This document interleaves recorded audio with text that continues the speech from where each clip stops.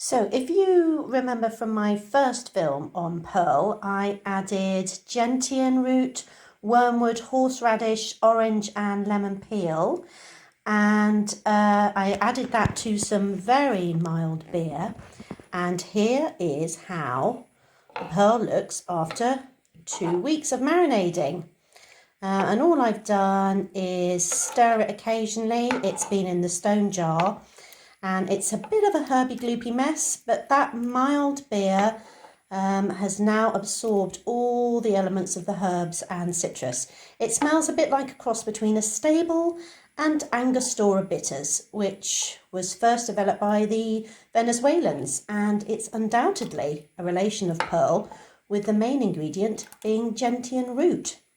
So now all I have to do is strain my Purl, and the bitters are going to be ready to use. So here's my wonderful golden brown, smelling very pungent, strained Purl. And I've been heating the equivalent of what was known as twopenny ale. Now, twopenny ale was a style of Scottish pale ale, and it was sold at about 2p a Scottish pint, hence twopenny. And so if we move over here, we can see that now that's gently heated. You don't want to heat it too much. A lot of recipes say ensure you don't heat it or burn it. And then what we need to do is add just 1 teaspoon of our Purl bitters to that mix, and then we'll come back in a minute. Okay, I've got my Purl bitters that I've added to my pale ale, and any ale will do, I suppose. And it's going to sample it now.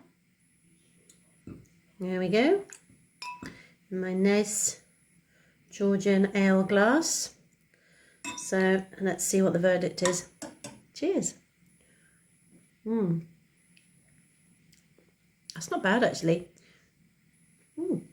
It's very bitter though, quite tart.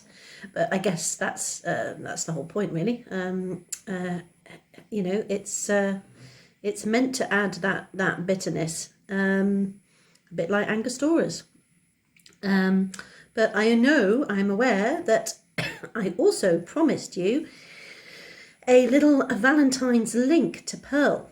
So there is an old folklore story, tradition that's been recorded in many books that probably was around the 1700s, and it involved 3 men leaving the house before dawn on Valentine's Day with a giant net and with the intention of catching an owl and 2 sparrows.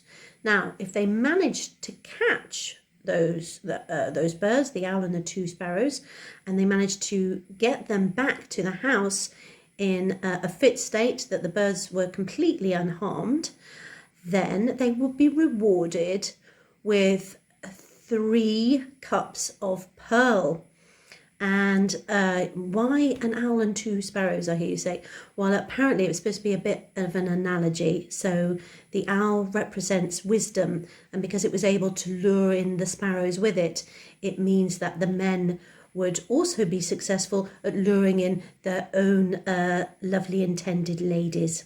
So there you go, there's my little folk story to link Purl with Valentine's Day, which is rapidly approaching. And so all there is left to say is happy Valentine's Day to you, and I hope you enjoy whatever choice of drink you're going to have with your loved ones, and let's make it a good lockdown Valentine's. Cheers again, everyone.